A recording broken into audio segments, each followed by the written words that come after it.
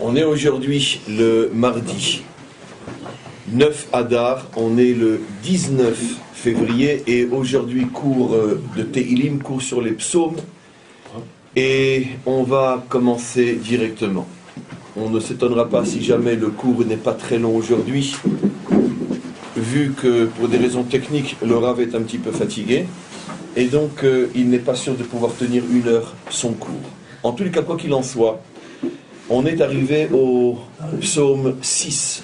Vous vous rendez compte combien on avance doucement? On en a encore 144 devant nous. À l'allure où on va, je pense qu'on en a pour 3 ans au moins. Bon, Hachem, on peut faire des projets sur 3 ans, ce qui est déjà bien. Aujourd'hui, des fois, on ne sait pas ce qu'il y aura la semaine prochaine. En tout cas, si on est méritant et que les Tehilim ont besoin de nous, alors c'est un projet sur au moins 3 ans. C'est pour ça qu'on n'est pas pressé. L'essentiel, c'est de participer. On arrive au psaume Vav. Le 6e psaume est un psaume très très important parce que, comme on va le voir, il est introduit tout de suite d'une manière qui nous montre que c'est un psaume particulier. Il commence par l'Amnatser bin Ginot à la Shminit Mizmor le David. Une phrase mystérieuse, voici le chant de victoire à la Shminit, mot à mot sur la 8e quoi? Mizmor le David, chant de David, sur la 8e quoi?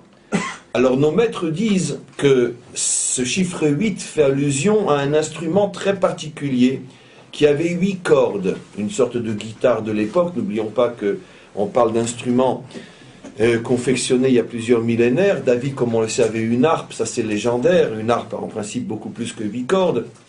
Mais en tous les cas, il avait aussi certainement de sortes de violons, de sortes de guitares. Et il avait donc un instrument, et généralement c'est sur cet instrument qu'il jouait, un instrument à 7 cordes, disent nos maîtres. Ne vous inquiétez pas, tout ça c'est des codes bien sûr. Ça veut dire que c'est vrai dans la réalité, mais ça cache beaucoup plus qu'un simple instrument avec 7 cordes. Donc généralement il utilisait un instrument avec 7 cordes. Mais il en avait un qu'il utilisait rarement, parce que là vraiment c'était des moments très très forts. Un instrument à 8 cordes. Comme il est dit ici, ce chant-là était fait al-hashminit avec l'instrument de 8 cordes. Et nos maîtres posent bien sûr la question, mais j'imagine que vous devinez déjà la réponse, en tout cas pour les vétérans. Quelle est la différence entre un instrument de 7 cordes ou un instrument de 8 cordes? Pourquoi David généralement utilisait un instrument de 7 cordes et parfois un instrument de 8 cordes? Évidemment, la réponse, on la connaît. 7 fait allusion à la dimension naturelle, au monde tel qu'il est au niveau de la nature, et le chiffre 8 fait allusion à ce qui est au-dessus de la nature, car le premier des 3 chiffres qui sont au-dessus de la nature, c'est 8, 9 et 10. Comme vous le savez, ce monde a été créé en 7 jours, ce qui veut dire qu'il est soumis au chiffre 7. Tout ce qui est la nature est toujours régi par le chiffre 7. J'ai déjà fait cette démonstration très simple, que l'espace-temps est régi par le chiffre 7. Le temps, 7 jours de la semaine, et l'espace aussi 7 dimensions, puisque quand quelqu'un se positionne et se pose en centre de son espace, à ce moment-là, il a autour de lui 6 autres points, 4 devant, derrière, sur les côtés, et un au-dessus et un en dessous, et lui étant au milieu. Donc il y a 7 positionnements possibles dans l'espace, 7 moments dans le temps. Et donc c'est la raison pour laquelle le chiffre 7 est le chiffre de la nature. Par contre, le chiffre 8 est un chiffre qui montre qu'on se connecte à quelque chose qui est au-dessus de ce monde. C'est la raison pour laquelle, comme vous le savez, le peuple juif rentre dans l'alliance le 8e jour, pour bien montrer que le peuple juif échappe, on pourrait dire, aux règles, aux lois, au déterminisme de la nature, qui font que, ce déterminisme fait que, tout peuple qui naît, monte, atteint son apogée, puis s'affaiblit, vieillit, meurt et disparaît. Le peuple juif échappe à cette règle parce qu'il est circoncis le 8e jour, et donc il est connecté à une dimension qui fait fi des règles qui sont en vigueur pour les autres peuples. Et donc, nos maîtres disent, généralement David faisait ses psaumes sur un instrument à 7 cordes, mais quand David avait une inspiration hors du commun, À ce moment-là, il sentait, j'imagine que étant un savant du divin, il ressentait si le flux venait de la 7e dimension ou de la 8e dimension. Quand il sentait que ce qu'on appelle le roi HaKodesh, le flux d'inspiration venait de la 8e dimension, qui est la dimension messianique selon le langage des maîtres, Léatid Lavo, à ce moment-là, il prenait son instrument à 8 cordes et il chantait sur cet instrument à 8 cordes. Donc c'est dire qu'un psaume qui est introduit par Al-Hashminit, avec l'instrument à 8 cordes, va donc révéler des choses incroyables. Alors à notre niveau, qu'est-ce que ce dévoilement incroyable signifie? Comme on le sait, le chiffre 8 est le chiffre de la Bina, le premier des attributs divins qui sont au-dessus de ce monde. Notre monde commence du haut vers le bas avec l'attribut de Chesed jusqu'à Malchut. Au-dessus, Bina, Chochma, Keter, Chabad ou Kahab, mais peu importe. Quoi qu'il en soit, qu'est-ce que la Bina? Qu'est-ce que la 8e dimension? La 8e dimension, comme vous le savez, le Talmud lui-même l'a définie, Bina, Le'avin, Davar, Mitor, Davar. La Bina, c'est la capacité de voir, de comprendre, d'interpréter ce qui est caché derrière ce qui se voit. Ce qui veut dire que la Bina est la mise en évidence des racines cachées de notre monde et de notre histoire, régie par les règles de la nature et régie par tout ce que l'on connaît, que l'on peut étudier, que l'on peut comprendre et que l'on peut expliquer. C'est-à-dire que notre monde a une origine qui est cachée, a une matrice qui est cachée. Cette matrice s'appelle la Bina, et la grandeur de l'homme est quand il est capable de remonter jusqu'à la Bina, lorsqu'il est capable de comprendre, d'interpréter ce qui lui arrive sur terre, non d'après les explications, on pourrait dire de ce monde, mais d'après des explications beaucoup plus profondes qui proviennent en vérité du sens réel des choses qui est le monde de la Bina. De quoi va parler David dans ce psaume? Je vous fais un bref résumé, après on va le voir et après l'interpréter. Il va parler des 3 problèmes fondamentaux de l'homme, mais il va nous le révéler au niveau de la Bina. Les 3 problèmes fondamentaux de l'homme, c'est-à-dire l'homme est confronté dans ce monde à 3 types de problèmes que lui appelle des maladies. Les maladies du corps. L'homme a des problèmes avec son corps. Jusqu'à un certain âge, tout fonctionne plus ou moins bien, et à partir d'un certain âge, tout commence à s'enrayer et tout commence à partir dans tous les sens. Donc il va faire allusion aux maladies du corps. Il va faire allusion dans ce psaume aussi aux maladies de l'âme. Pas seulement le corps peut être malade, mais l'âme aussi peut être malade. Et il va faire allusion à une 3e forme de maladie, une 3e sorte de problème auquel est confronté un homme sur terre, dans sa relation avec les autres, ce qu'il va appeler les ennemis. Ce qui veut dire qu'un homme vit dans ce monde confronté à 3 types d'attaques. Il est attaqué par son corps, il peut être attaqué par son âme, et il est attaqué par les hommes. Il n'y a pas d'autre attaque possible.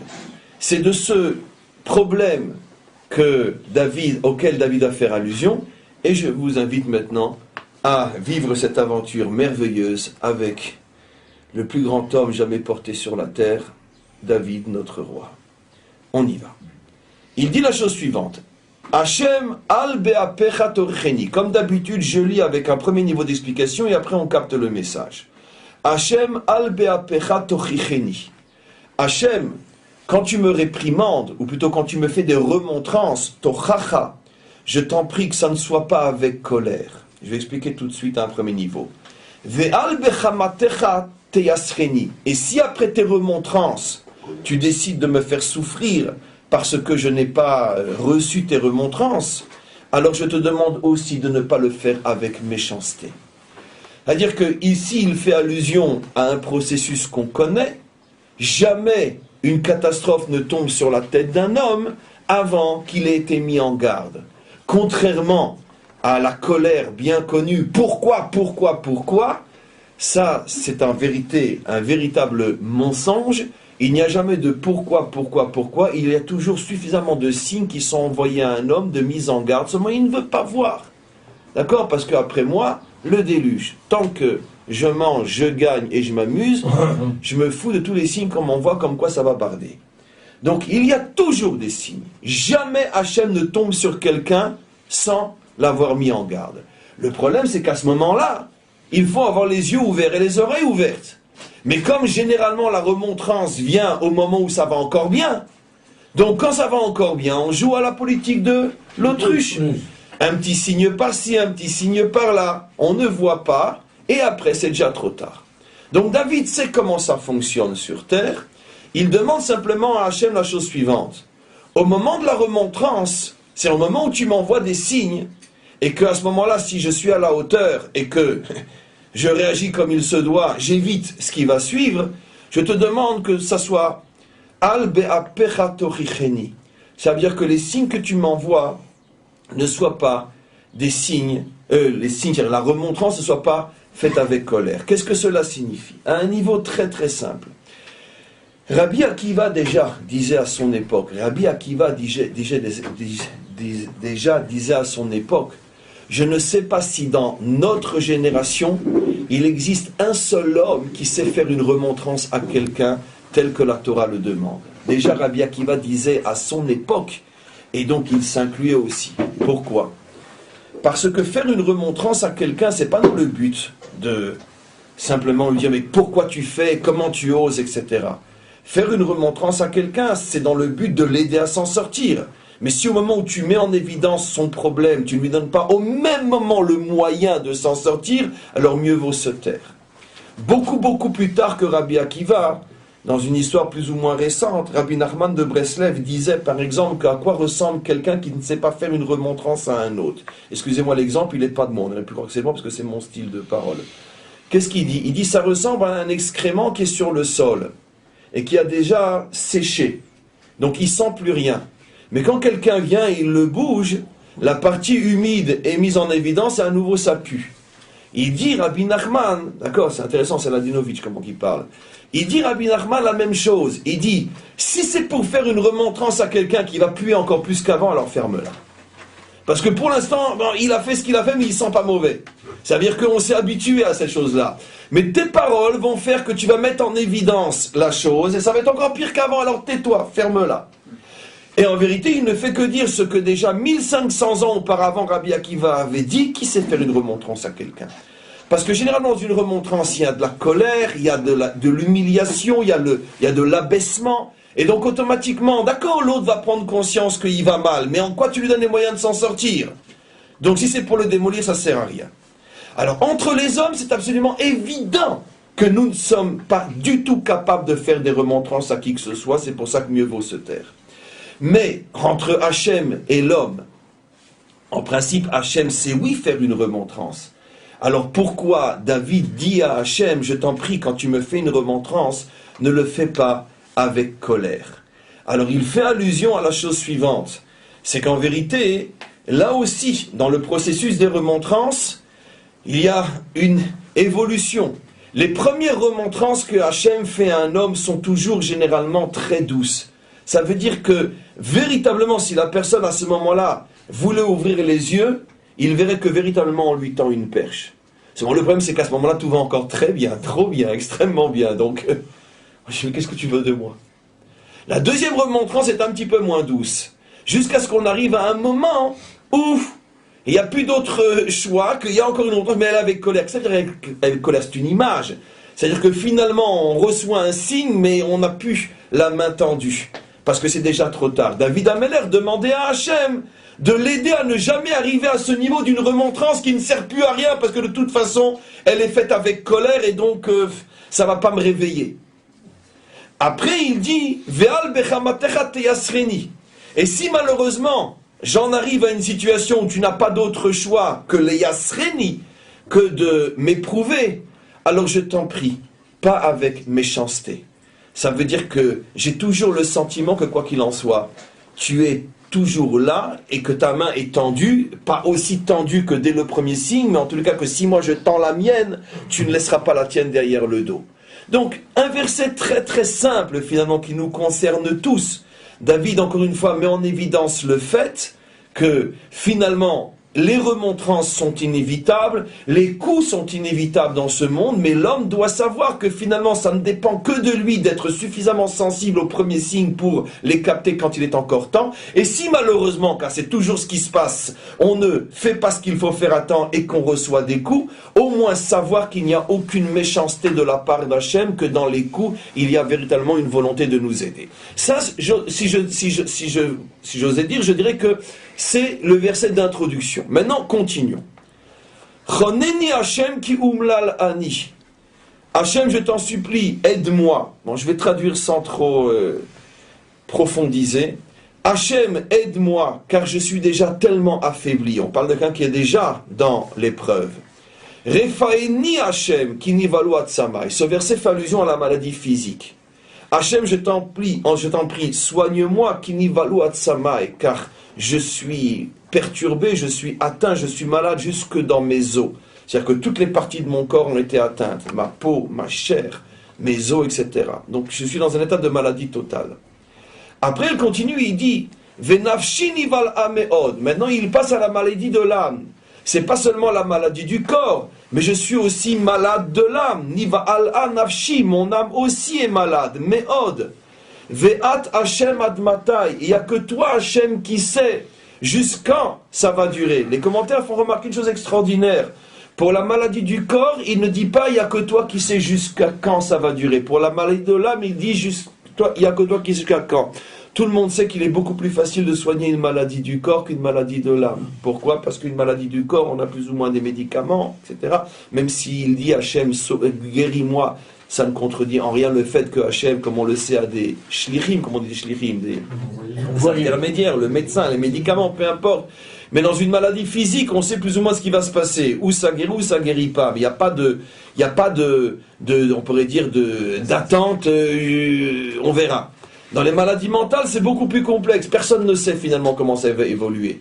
C'est intéressant qu'il y a déjà 3000 ans, David faisait allusion, pendant qu'il n'était pas médecin, à la différence qu'il y a entre une maladie physique et une maladie mentale. Une maladie mentale, il n'y a que Dieu qui sait quand c'est qu'on s'en sort. Parce que c'est pas du tout entre les mains de l'homme de pouvoir soigner ce genre de choses. Et donc c'est ce qu'il dit. Venafshi nival ameod. Mon âme aussi est profondément atteinte. Ve'at Hashem at matai. Il n'y a que toi, Hashem, qui sait jusqu'à quand. Et il dit, Shuva Hashem, chaltza nafshi. Je t'en supplie, Hashem, sauve mon nefesh, sauve mon âme. Oshieni leman chasdecha. Il n'y a que dans ta bonté que je peux être sauvé. C'est intéressant, ici Hashem n'est pas appelé Rofecha pour la maladie de l'âme. Là aussi, c'est des petites remarques qui sont extrêmement importantes. Pour la maladie du corps, il appelle Hashem Rofé, qui signifie que ça va passer aussi par des intermédiaires que l'on connaît, le médecin, les médicaments, etc. Pour la maladie de l'âme, il s'adresse directement à Hachem tel qu'il est dans son essence. Il n'utilise pas le mot ni Rofé, il ne fait pas allusion à des médicaments, il n'y a que toi qui peux m'en sortir. Et regardez-moi ce qu'il dit. Il est toujours dans la maladie de l'âme et il dit Ki en bamavet zirecha. Finalement, dans la mort, qui se souviendra de toi? Besheol miodelar. Et quand je serai dans la tombe, qui va te louer? Ça veut dire qu'il dit à Hachem, tu n'as aucun intérêt à me laisser mourir, soit physiquement, soit mentalement, puisque une fois que je ne serai plus là, qui va se souvenir de toi? Qui va te louer? On continue. Yagati banchati. Et je souffre de ma douleur. Asre bechol laila mitati. Je salis toutes les nuits, comme on va le voir, le sali de mes larmes. Je salis toutes les nuits mon lit, bédimati avec mes larmes. Toutes les nuits quand je suis seul sur mon lit et que je pense à ce qui m'arrive, je pleure, je pleure, je pleure. Arsiam, c'est au point que mon lit est imbibé d'eau. Ashesha mekas eini. Mes yeux sont remplis de colère. Atka mikol bechol srorai. Et maintenant, regardez, on arrive au troisième problème, les ennemis. Jusqu'à présent, il demande de l'aide, il supplie. Montre-toi en tant que médecin pour la maladie du corps, montre-toi en tant que libérateur ou sauveur pour les maladies de l'âme. Mais on ne voit pas David se mettre en colère. Il ne fait que se plaindre et de pleurer. Maintenant, il passe à la troisième catégorie, Tsorerai, mes ennemis, qui souhaitent ma mort, qui veulent mon mal. Vis-à-vis d'eux, il dit, Ashesha mekas eini, atka mikol srai. Mes yeux sont déjà usés. Mes yeux se ferment, je perds la vue de voir C'est-à-dire que je suis tellement énervé de les voir, comment ils se réjouissent de ma souffrance, comment ils attendent impatiemment ma mort, que mes ennemis remplissent mes yeux de colère. Et il dit, Suru mimeni kol pale aven. Partez, vous tous qui venez avec de mauvaises actions. Les commentaires font allusion à quoi? À qui il a besoin de dire partez, vous qui venez avec de mauvaises actions ou de mauvaises intentions d'après le texte. Il fait allusion à tous ceux qui venaient lui rendre visite lorsqu'il était malade, qui faisaient la mise de Bikur Cholin. Alors ça va mieux. D'accord? On peut faire quelque chose pour... D'accord? Et il sentait que tous ceux qui venaient le voir en vérité rêvaient de le voir crever. Et il leur disait, Surumi Meni, mais dégagez donc, j'ai pas besoin de vos réconforts, vous ne venez que pour vous assurer que j'en ai plus encore pour longtemps. Surumi Meni, je veux dire, le pauvre David, qu'est-ce qu'il n'a pas traversé dans sa vie? Non. Tant pis pour lui, avec la 3 d'Israël. Alors, Surumi Meni, Kol Pole Aven, partez de ma chambre d'hôpital, vous et vos mauvaises pensées, qui Hachem, qui Shama Hachem Kol Bechi, il n'y a que Hachem qui peut entendre mes pleurs. On a bientôt fini. Shma Hachem Techinati, toi Hachem tu entendras ma plainte, Hachem Tefilati Yikar, tu prendras ma prière. Yevoshu Vibahalu, et seront confondus dans la honte, Meod, énormément, Kol Oivai, tous mes ennemis, Yashuvu Yevoshu Roga, et ils seront pris de honte en un instant. Bon, traduction, elle vaut ce qu'elle vaut, c'est du français. Quoi qu'il en soit, on voit qu'il passe en revue effectivement les 3 sortes de problèmes possibles: maladie physique, maladie mentale, maladie des ennemis. Alors, tout ça relié au fait que c'est la 8e dimension, à quoi fait-il allusion? Et on va tout de suite rentrer dans le Malbim. Le Malbim révèle ici un secret absolument incroyable. Et il explique la chose suivante. Il dit... Regardez ça. C'est providentiel, parce que là aussi on ne l'a pas fait exprès. Rappelez-vous, qu'est-ce qu'on est en train d'étudier comme passage dans David Améler? C'est tellement incroyable, de semaine en semaine, qu'on voit ce genre de miracle quand on passe d'un cours à un autre, qu'on va croire qu'on le fait exprès. Mais vous êtes témoin qu'on ne le fait pas exprès, puisqu'on suit les cours, c'est pas nous qui décidons quel psaume on va faire il y a 15 jours. Regardez ce qu'il dit. Ce psaume-là, dit le Malbim, Achar Maaseh Shel Bat Sheva. C'est notre étude en plein, on est dedans. On n'a pas fait exprès. Ce psaume-là a été dit, disent nos maîtres, Kacher Kiblu Chazal, selon la traduction de nos maîtres. Effectivement, dans le Talmud, Chazal prennent ce psaume et disent que ce psaume, pas que ce psaume, il y en a d'autres, il y en a plusieurs même, dont certains où ils citent clairement, pratiquement la faute avec Bathsheba. Ici, c'est déjà beaucoup plus caché, voilé, mais la tradition de Chazal est que ce psaume fait partie de ceux qui ont été dits après la faute avec Bathsheba, plutôt l'action avec Bathsheba. Donc, c'est ce qu'il dit, Achar Maaseh Shel Bathsheba, après avoir été avec Bathsheba, Kacher Kiblu Chazal, comme ce que nous disent nos maîtres. Ve'itpalel al Choliav, et il priait sur sa maladie. Parce que comme on le sait, ça s'est marqué clairement, on le lira ensemble, il a été pendant très longtemps malade, il a été frappé de maladie, après la faute avec Bathsheba. Il y a eu tout un ta'alir, tout un processus de réparation. Et la maladie, c'est l'ombre de la goutte de l'océan de ce qui lui est arrivé, le pauvre, après l'histoire avec Bathsheba. Mais, entre autres, la maladie. Et donc, il se trouvait dans un état terrible. Il a eu une maladie physique et une maladie mentale. Maladie physique, on ne sait pas trop ce que c'était, mais il a été malade. Il a eu, par contre, une maladie mentale, qui là, par contre, on sait ce que c'est, une maladie très grave qui a duré 6 mois. Il était Metzora. Qu'est-ce que c'est Metzora? Ce qu'on appelle, en français... les tâches, etc., qui n'a rien à voir avec... quand on traduit par la lèpre, je ne sais pas d'où ils ont été sortis un truc pareil, mais ça n'a rien à voir avec la lèpre, c'est pas du tout une lèpre, c'est une décoloration de peau, mais là je vais expliquer directement d'après le véritable sens profond. En vérité, cette maladie biblique, qui n'existe plus depuis la destruction du premier temple, même à l'époque du deuxième temple, on ne voyait déjà plus cette maladie. Cette maladie, en vérité, existe encore aujourd'hui. Ce qui a disparu, ce sont ces signes extérieurs. Et j'explique, car là, je m'arrête 5 minutes, c'est extrêmement important pour comprendre ce qui s'est passé avec David.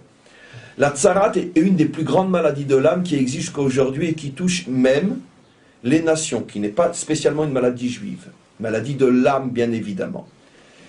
Ça serait intéressant de savoir si en psychologie ou en psychiatrie, aujourd'hui, on a l'équivalent scientifique de ce genre de maladie, mais d'après les symptômes que je vais décrire, ceux qui s'y connaissent pourront peut-être m'aider.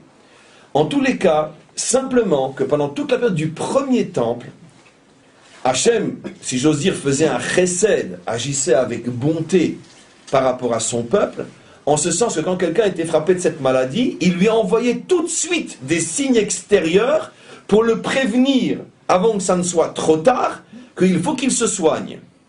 Et le soin était de passer par ce qu'on appelle le Kohen, avec tout ce qu'il fallait faire, qui n'a rien à voir avec un psychologue ou un psychiatre, parce qu'à l'époque, on méritait de pouvoir remonter à la source de la maladie qui est forcément spirituelle, donc on soignait la maladie à cet endroit-là. C'est pour ça qu'on allait voir un Kohen et non un psychologue ou un psychiatre. Et donc, lui savait exactement, selon la forme, l'endroit, l'emplacement, la manière où se trouvaient les tâches, il savait de quel genre de problèmes mentaux ce juif était atteint, et il le conseillait donc jusqu'à la guérison, disparition des tâches. Mais en vérité, les tâches, c'était pas ça la maladie. Les tâches étaient révélatrices de la maladie. Mais la maladie, dit le Zohar, est une maladie de l'âme. Alors avant d'expliquer ce qu'elle est, je continue. Qu'est-ce qui s'est passé? Lorsque nous n'étions plus suffisamment méritants, c'est le cas de le dire, parce que c'est vraiment ce que dit le psaume, pour mériter des signes lorsque ça va mal, c'est exactement le problème de David, et donc on n'a plus les moyens de faire teshuva, on n'a plus les moyens de se réveiller à temps, la maladie continue à faire des dégâts. Et c'est pour ça que ça fait la fortune des psychologues et des psychiatres. Pourquoi?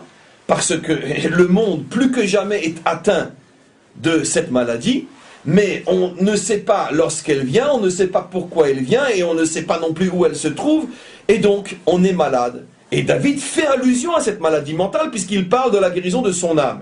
Seulement David méritait d'avoir des signes, c'est pour ça qu'au début du verset, il parle des signes. Donc maintenant, aujourd'hui, comme j'ai expliqué, et même les goïms ont cette maladie, enfin ceux qui l'ont, pas tout le monde l'a, simplement que plus personne, ni eux ni nous, sommes capables de nous guérir véritablement parce qu'on n'a plus les signes, on n'a plus le Kohen, on n'a plus tout ce qu'il faut faire. Alors c'est quoi cette maladie? Le Zohar dit Stima de Nehura. C'est une maladie où dans l'âme toutes les lumières se ferment. Tu sombres dans le noir total. On appelle quoi? Comment ça en français? Dépression.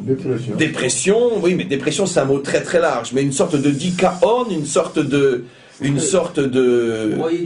broyer du noir, de kafar, le mot que je cherchais. En vérité, en hébreu moderne, ça s'appelle marash chora, qui, traduction française, tu broies du noir, mais marash chora signifie l'amertume noire.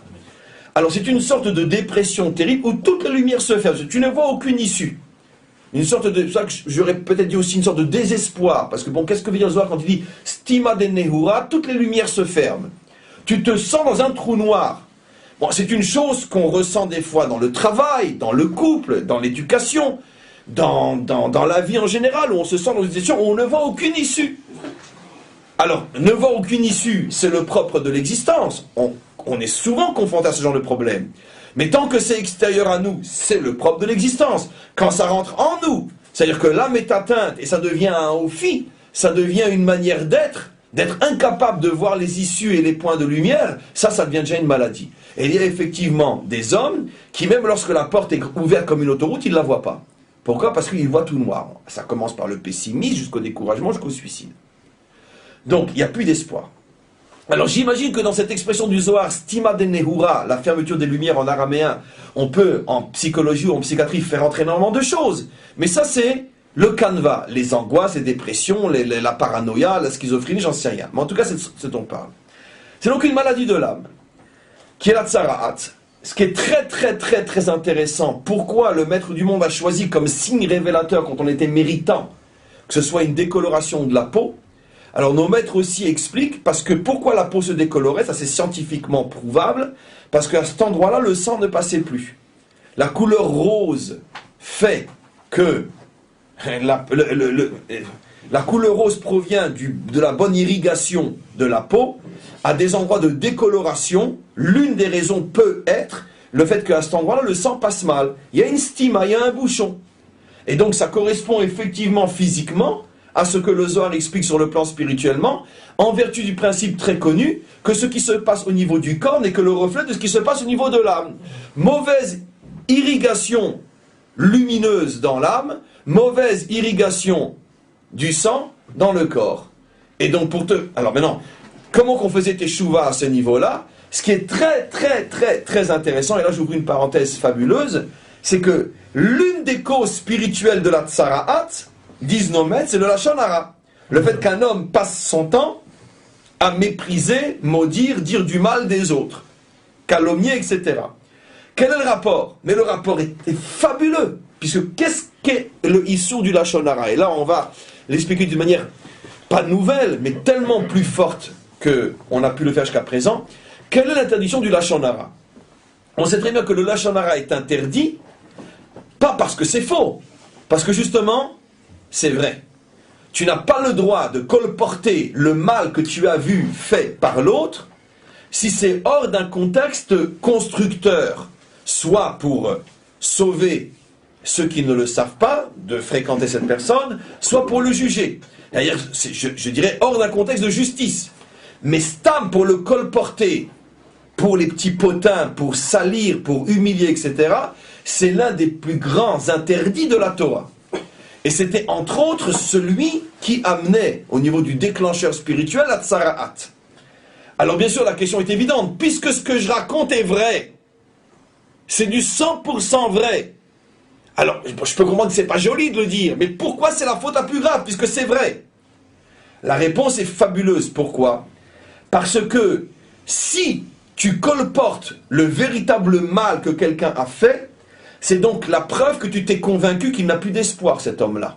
Parce que si tu pensais qu'il peut être récupéré, si tu pensais qu'il y a une lueur d'espoir et de réparation chez cet homme-là, automatiquement tu te garderais de mettre sur lui une étiquette de méchant, parce que c'est très bien qu'une fois que cette étiquette sera mise sur lui, on ne pourra plus jamais l'enlever. Vous savez comment ça se passe dans les journaux français, d'accord? En première page, les Israéliens ont tué à bout portant 4 Palestiniens, et puis après quand il y a un démenti, dans la 10e page en bas, non c'était une erreur journalistique, etc. Donc on sait très bien comment ça fonctionne. On ne répare jamais un mal fait, parce que de toute façon l'homme reste avec la première idée reçue.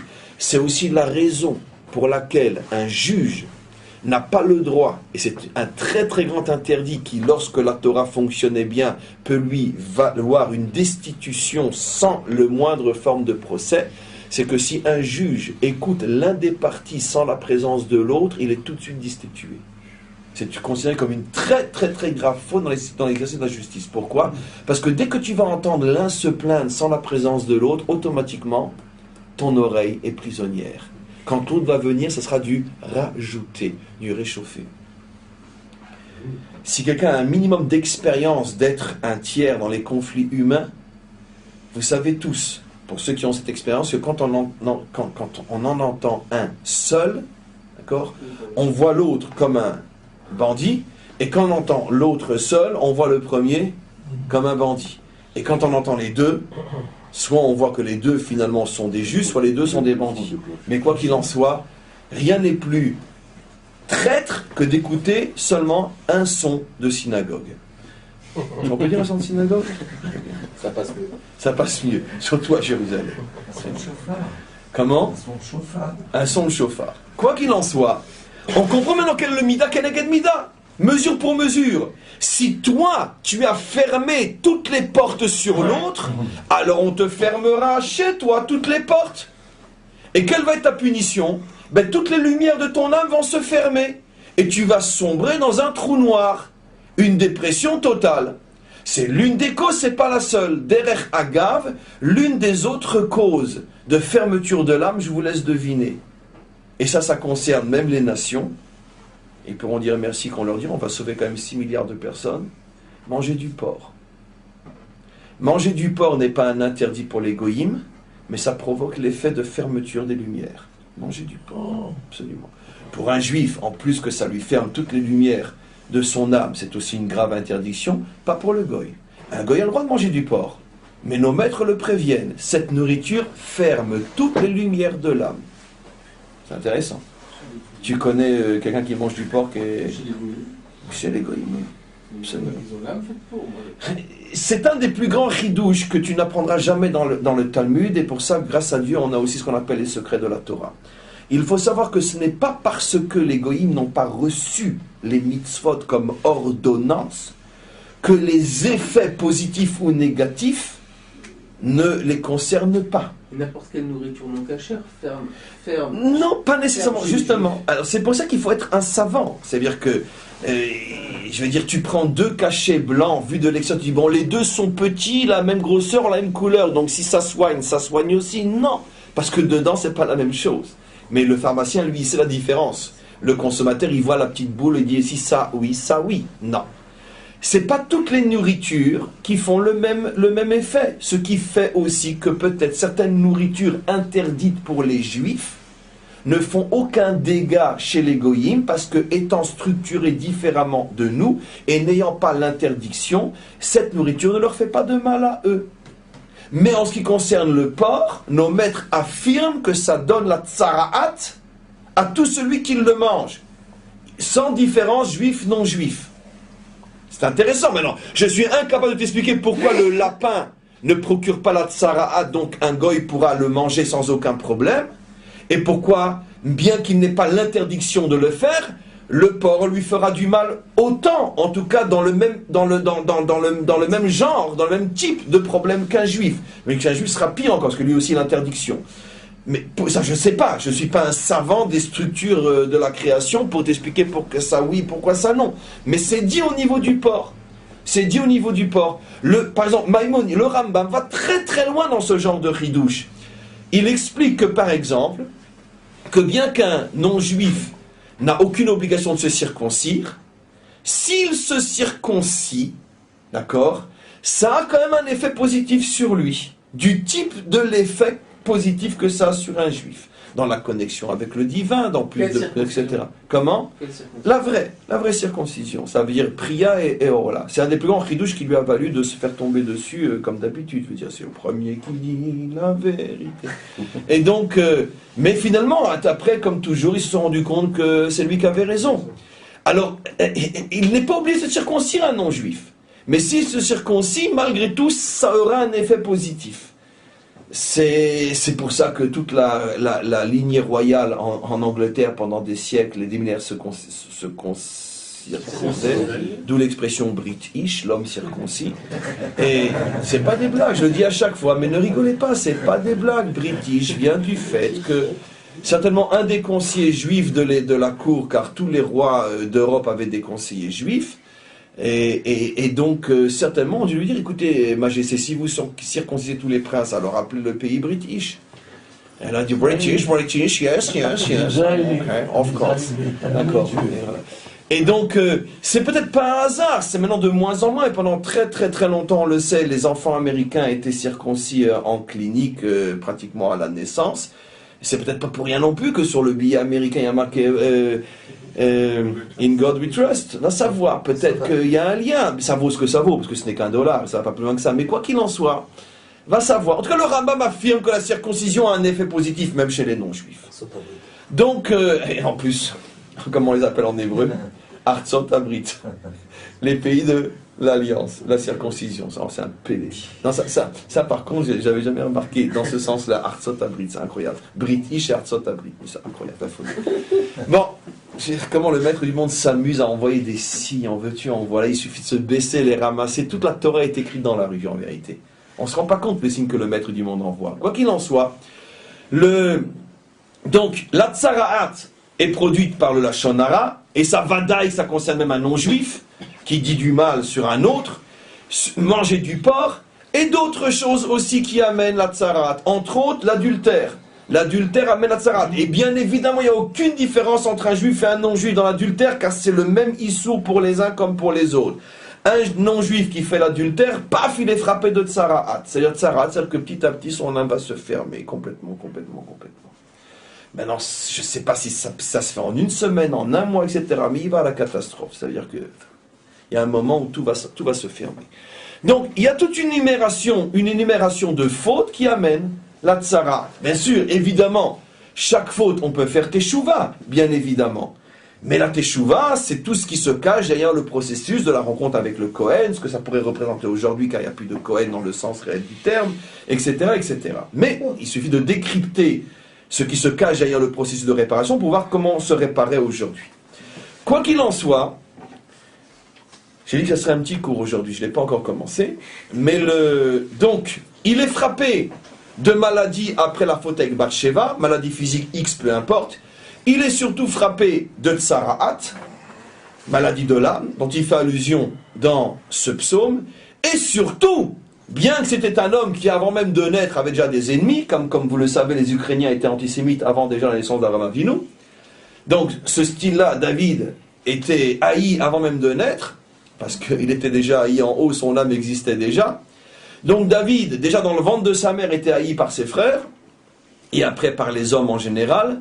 Mais la véritable haine, l'acharnement irrationnel, sans limite aucune, et avec une effronterie, une insolence inimaginable comme jamais, n'a commencé qu'après la faute avec Bathsheba.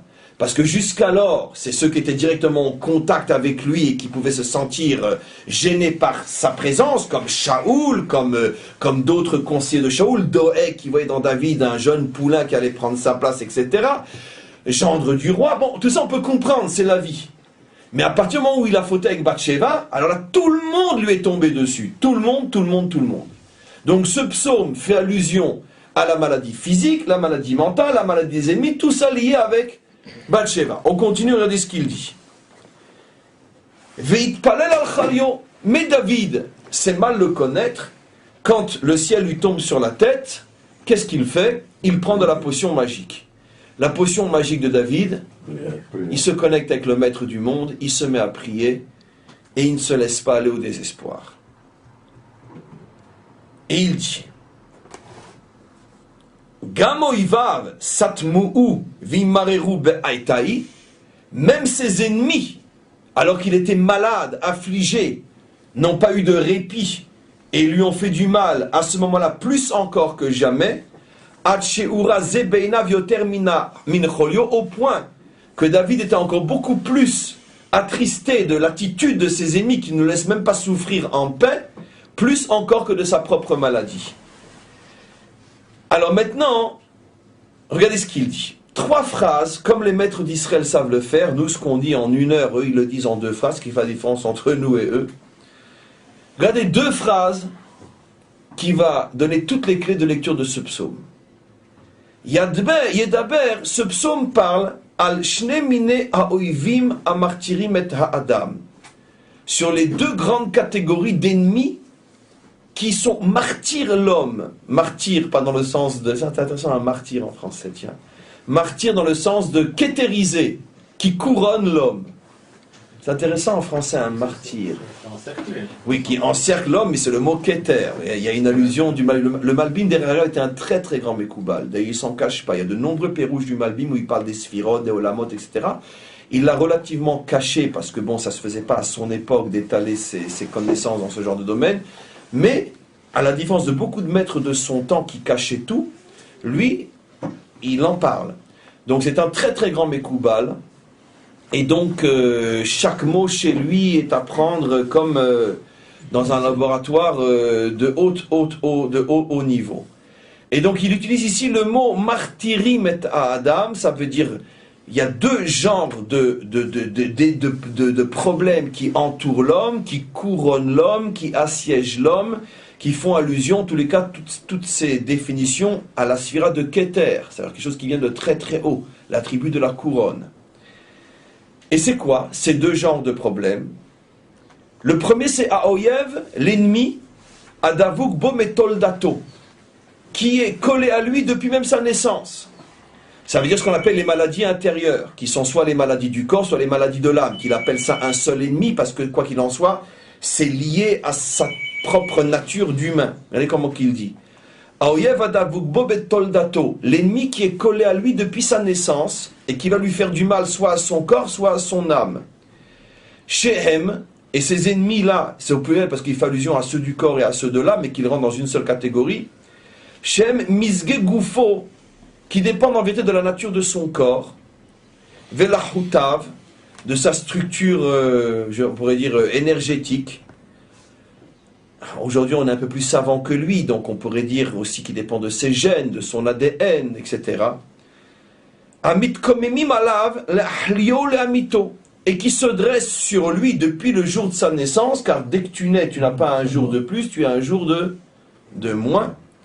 Jusqu'à 50 ans, on dit tu as une année de plus, à partir de 50 ans, on ne le dit pas, mais on sait qu'on commence à avoir une année de moins. Donc, l'ahlio l'amito, cet ennemi collé à sa peau qui n'est là que pour le rendre malade jusqu'à le tuer. Et un autre genre d'ennemi, ha'oivim achitsoniim, les ennemis extérieurs, chez Zulato bin Adam, qui sont tous les hommes qui m'entourent et qui sont mes ennemis. Celui qui lit ça comme ça, et qui ne sait pas qu'on est en train de lire un commentaire du Malbim, se dit, bon, ouais, c'est pas mal, la description, ouais, bon, on le savait. Hein.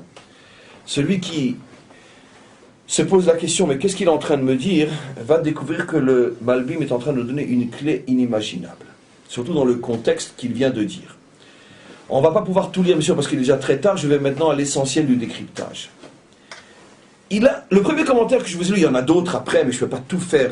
Je ne donne que les clés qui ouvrent la porte, mais c'est à vous après de rentrer dans le palais avec les clés qu'on apporte dans les cours, si vous voulez approfondir les commentaires.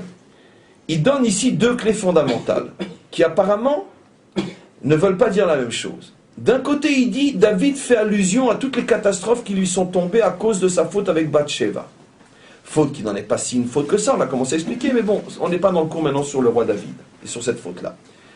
Mais en tous les cas, toutes les catastrophes qui lui tombent, c'est clairement dit, ses ennemis, la tsaraat, maladie de l'âme, maladie du corps. Pendant 6 mois d'ailleurs, il n'a pas pu régner, c'est marqué clairement, on le lira, pendant 6 mois il s'est retiré et il a confié les rênes du royaume à quelqu'un d'autre. Il n'était plus du tout à même de prendre la même décision, il était complètement à la panime comme on dit, complètement à plat.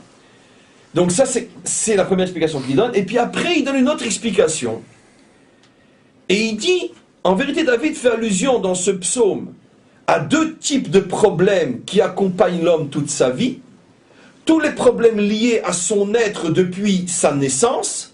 Chacun d'entre nous naît avec un héritage génétique, un héritage même dans la conception, dans le ventre de sa mère, ce que la mère a mangé, ce que dans l'état psychologique qu'elle était, etc. Comme on le sait, aujourd'hui on sait tout ça. N'oublions pas que ce commentaire a quand même plus de 200 ans, donc c'est quand même pas mal. Mais aujourd'hui, on sait très bien que la part de c'est pas de ma faute dans toutes les maladies mentales et physiques, la part de c'est pas de ma faute est au moins à 80%.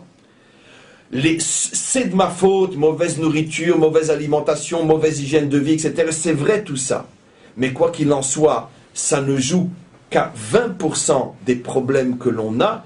Parce que quoi qu'il en soit, on sait et on découvre de plus en plus aujourd'hui que de toute façon le corps est programmé avant même sa naissance pour avoir telle ou telle maladie et terminer de telle manière. Et pareil pour les problèmes de détraquage mentaux qu'on a tous.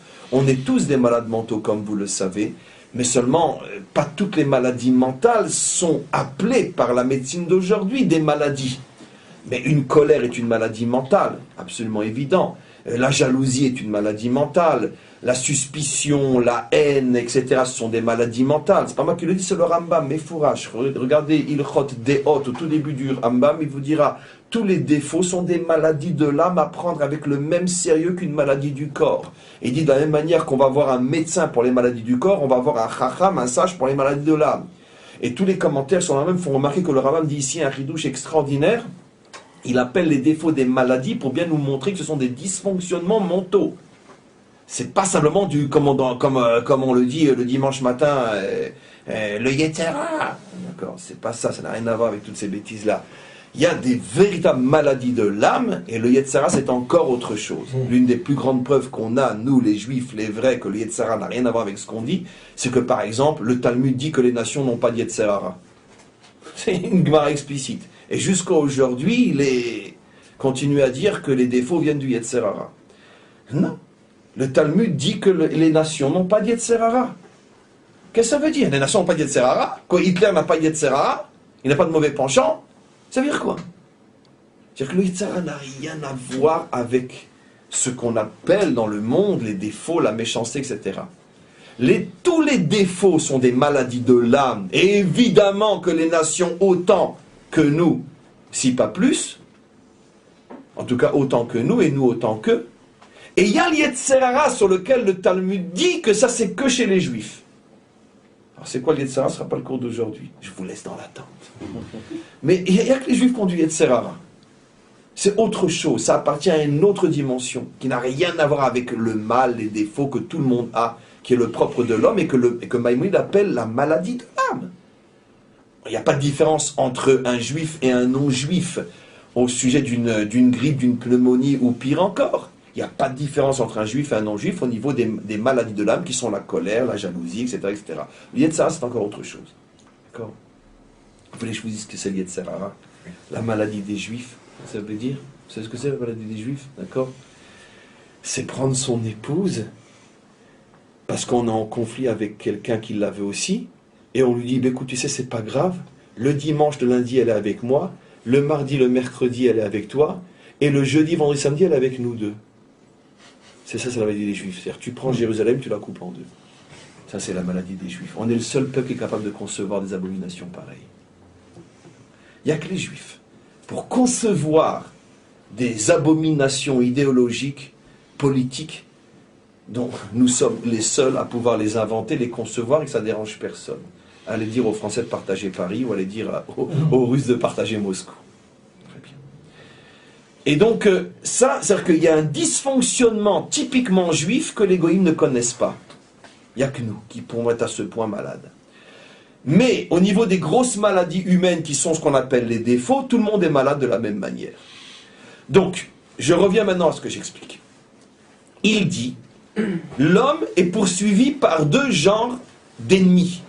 Les ennemis liés à son être, Betoldato, depuis sa naissance, et il fait donc allusion à ce qu'il commençait à savoir à cette époque-là, les maladies génétiques, l'héritage des parents, des grands-parents, etc., l'hygiène de vie, la nourriture, le contexte, le quartier, tout ça, ça joue dans, c'est évident que si les parents t'ont conçu en temps de paix, tu n'auras certainement pas la même structure physique et briotique que si t'ont conçu en temps de guerre, etc. C'est évident, tout le monde le sait aujourd'hui.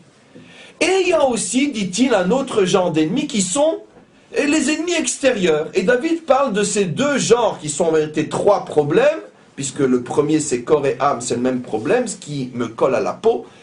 Il en parle dans ce psaume. Mais j'espère que vous vous rendez compte qu'il se contredit ici, exprès, en trois lignes.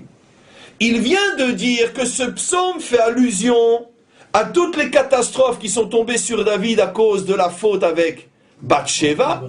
Et après, dans la foulée, il continue et il dit que David fait allusion à tous les problèmes physiques et mentaux qui accompagnent un homme depuis sa naissance. Et que c'est qu'une question de temps pour que ça se dévoile.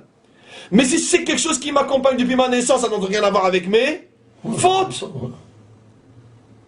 Première question, mais il a fait exprès de nous faire exploser, parce que c'est un maître d'Israël, pour suggérer le message, il te le propose d'une manière où il faut vraiment être aveugle pour ne pas le voir. Deuxième question avant d'y répondre, pourquoi tu mets les ennemis dans le même commentaire que les maladies? Apparemment, les maladies, tu viens de dire que c'est lié à la tolada, c'est lié à la structure de naissance, à la conception, au passé et à ce que je suis au moment où je suis conçu et la manière dont je sors. Car on sait aujourd'hui qu'un enfant qui est né en été ne sera pas conçu de la même manière qu'un enfant qui est né en hiver. Et on sait pourquoi, parce qu'il fait plus froid ou plus chaud. Et on sait très bien qu'un enfant qui naît en Sibérie ne sera absolument pas constitué comme un enfant qui naît en Afrique ou qui naît en Arabie Saoudite ou même ici dans le Negev en plein mois d'août. Parce que le climat, la nourriture change le métabolisme d'un être humain.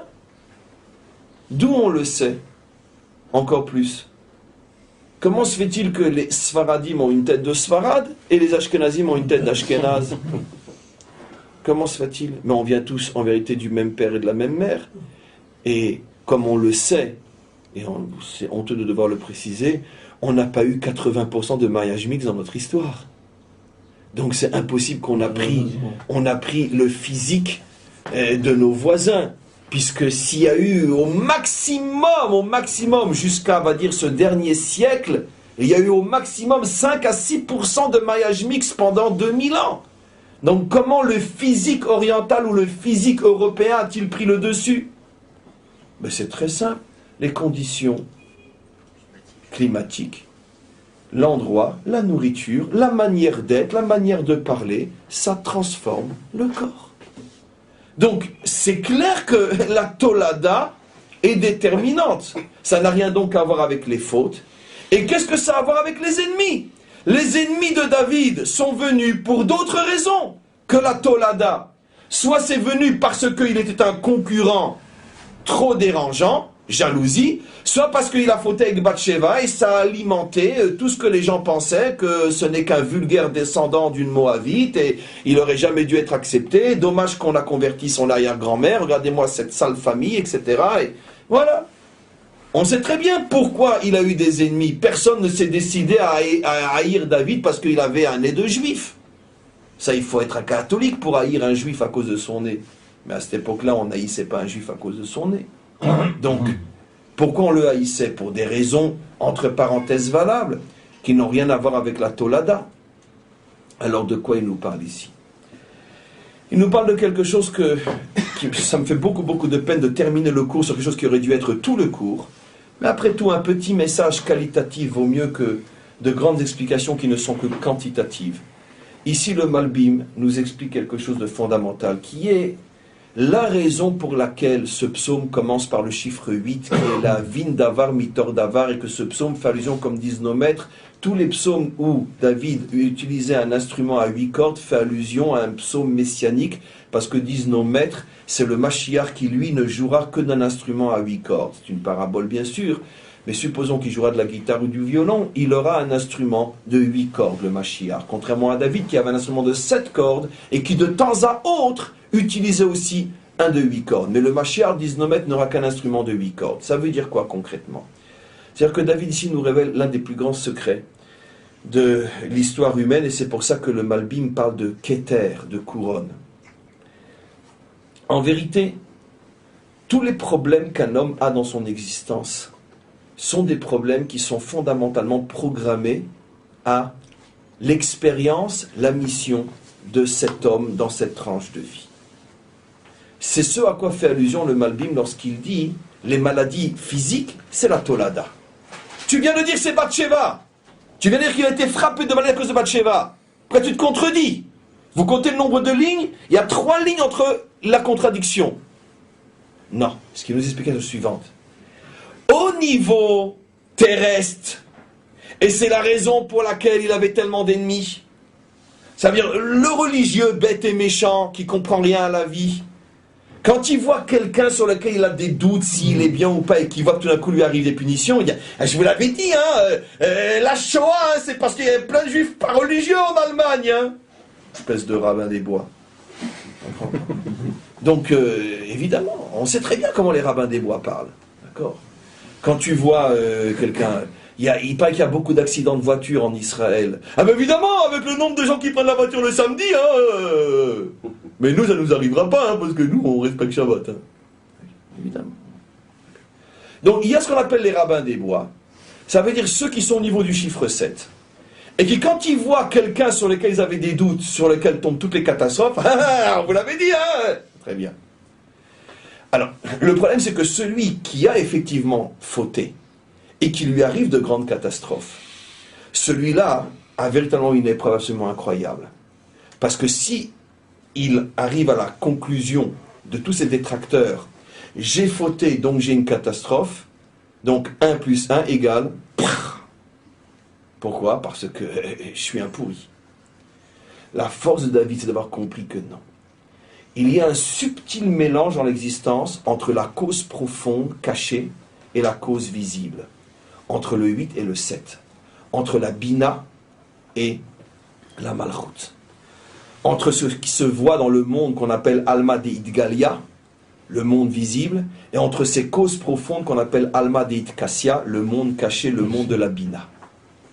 Et c'est ce que le Mashiach va révéler aux hommes, et c'est pour ça que le monde entier va faire Teshuvah, parce que le monde entier va reprendre espoir et courage. Le monde a été créé d'une manière qui est extrêmement trompeuse. Il n'y a que le maître du monde qui savait faire un scénario à ce point extraordinaire. Et c'est vraiment le plus grand cinéaste de l'histoire humaine. Parce qu'il a truqué son film d'une manière extraordinaire. C'est en 3 dimensions. En 2 dimensions. En vérité, prenons l'exemple d'une maladie. Fondamentalement, et ça on le reverra quand on parlera des Gilgulim, même dit à un niveau très très simple, il a été prévu que tel être traverse tel ou tel problème, parce que ça fait partie de la mission qu'il a à mener sur Terre, ça veut dire comment qu'il vit avec ce problème. Et donc ce problème peut être une maladie physique, mentale, etc. Maintenant, très souvent ce qui se passe, et c'est là le trucage qui fait que c'est très difficile de rentrer dans la bina qui est la vin davar mitor davar, Hachem va faire en sorte que dans l'histoire de cet homme, cette maladie va apparaître après qu'il ait fait une faute, par exemple. Et donc, celui qui est au niveau du chiffre 7 va dire, ah ben tu vois, t'as fait la faute comme par hasard, après t'es malade. Donc c'est bien la preuve que t'es un pourri avec Bathsheba. C'est la faute, entre autres, que va faire pourtant un homme, au sujet duquel on disait que sa parole était aussi précise que la parole de Dieu en son temps. Comment s'appelait-il? Achitophel. On dit Udvar Achitophel kedvar Elokim. Quand Achitophel parlait, c'est comme si Dieu parlait, ça veut dire que c'était du 100% vrai. Et je crois que c'est pratiquement avec Moshe le seul personne publique sur laquelle on dit que quand ce qu'il disait, c'est Shrina Menaberet Utor Grono. C'est Dieu qui parle dans sa bouche. Il y a eu Moshe et lui. Ça n'a pas empêché cet homme-là, qui était le grand-père de Bathsheba, donc qui a à ce moment-là réagi avec ses tripes et non avec sa tête. Quand il a vu David lui prendre sa petite fille, et que dans la foulée David a été frappé de maladie physique et mentale, qu'est-ce qu'il a dit? Attends, moi j'ai rien dit, hein? C'est lui qui a signé sur ce que tu viens de faire. Allez, la faute et la maladie, t'es qu'un pourri, dégage. David sent qu'il est en danger, pourquoi? Parce que lui est au niveau de la bina, la vin davar mitor davar. David sait que Hachem a créé un monde extrêmement trompeur, où c'est vrai que la maladie est venue après la faute, c'est vrai, mais ça ne prouve pas que toute la maladie n'est là que à cause de la faute. Il ne faut pas confondre le comment avec le pourquoi. C'est-à-dire la cause avec l'effet. Il y a des effets qui ont des causes beaucoup plus profondes que les premières causes que l'on peut voir. C'est vrai, donnons un exemple très simple. C'est vrai que si un homme qui avait une belle affaire s'est écroulé, c'est vrai qu'on pourra trouver toutes les bonnes, vraies et justes raisons de l'écroulement.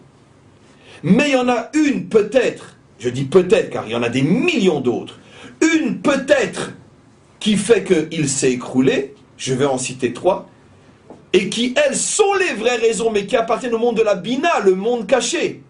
Il ne fait pas Shabbat, il ne donne pas un maaser, ou il rend malheureux sa femme.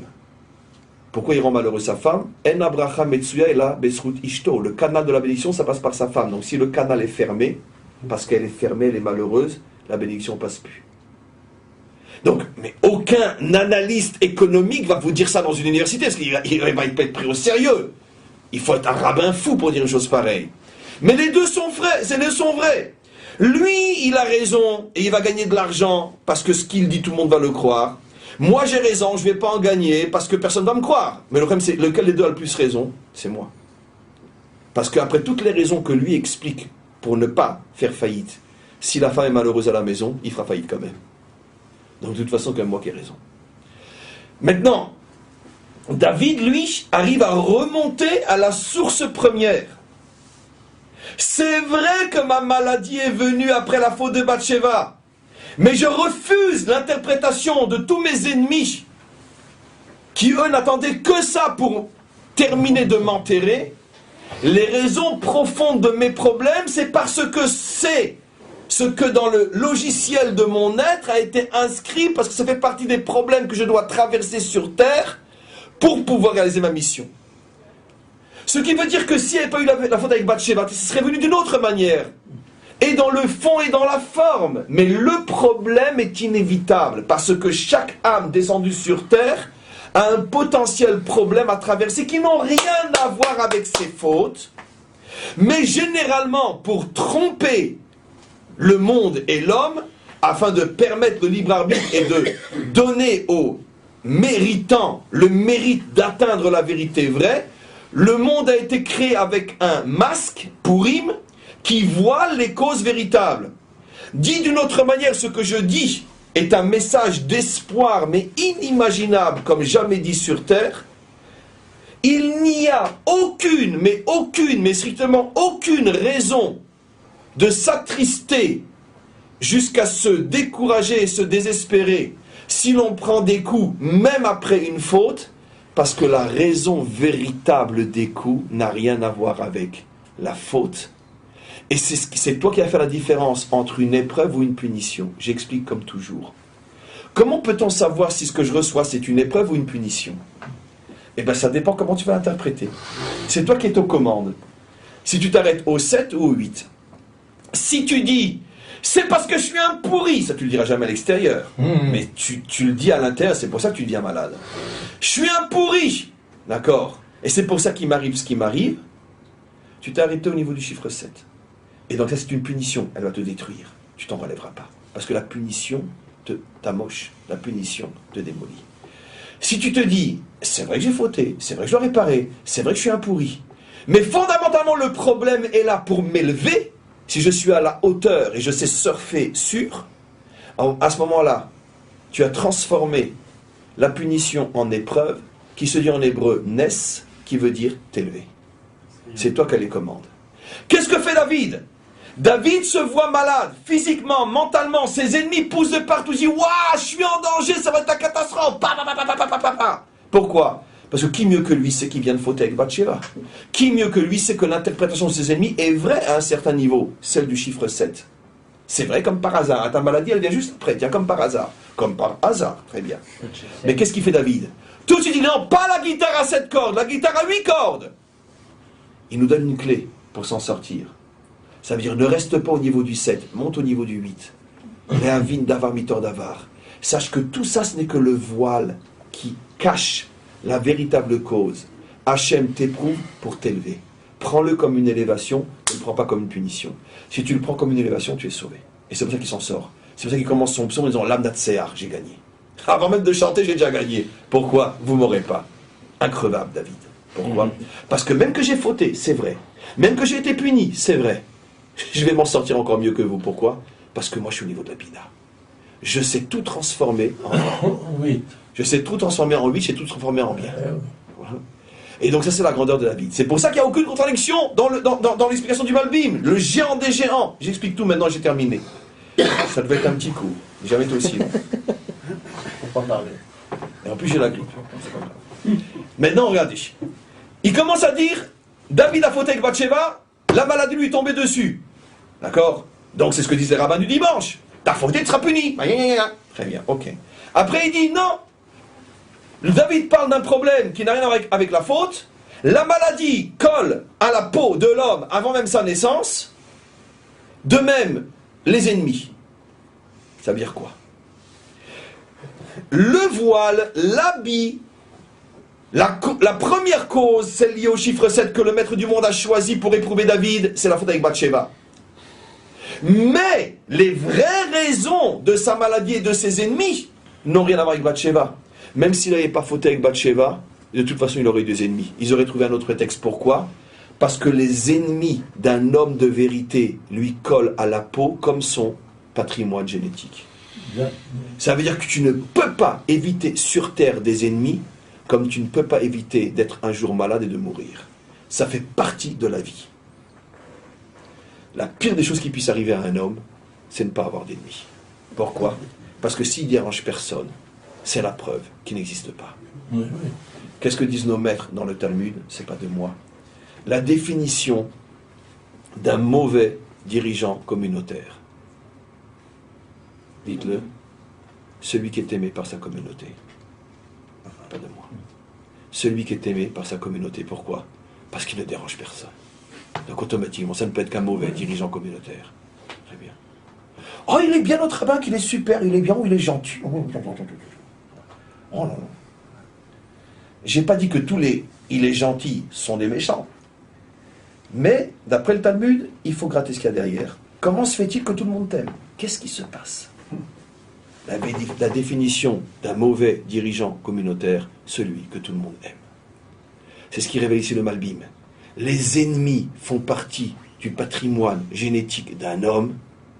De la même manière qu'il n'est pas responsable de ses maladies, il n'est pas responsable de ses ennemis, ça fait partie du programme, ça fait partie du logiciel. Tu auras toujours en face de toi quelqu'un qui ne te supporte pas. Et si tu te demandes pourquoi, ou il te dira parce que tu es nul, ou il te dira je sais pas, mais dans les deux cas, la réponse est fausse. La seule réponse, c'est parce qu'il a été programmé pour être ton ennemi. Pourquoi? Ça fait partie du programme. C'est ce qui fait pousser l'homme. Pourquoi? Parce que dans ta réaction face à l'ennemi, tu vas aussi grandir ou t'écrouler, selon la manière dont tu vas réagir, avec noblesse comme David, qui a 1000 occasions de tuer Shaoul et qui ne lui fait rien, ou tu vas devenir un monstre, tu vas tirer sur des femmes et des enfants à bout portant comme Assad, etc., ou comme maintenant ce que font les autres, et feront pire encore quand ils seront au pouvoir, comme on le sait. Et donc, l'ennemi aussi est là pour te tester d'une certaine manière. Comment tu vas réagir?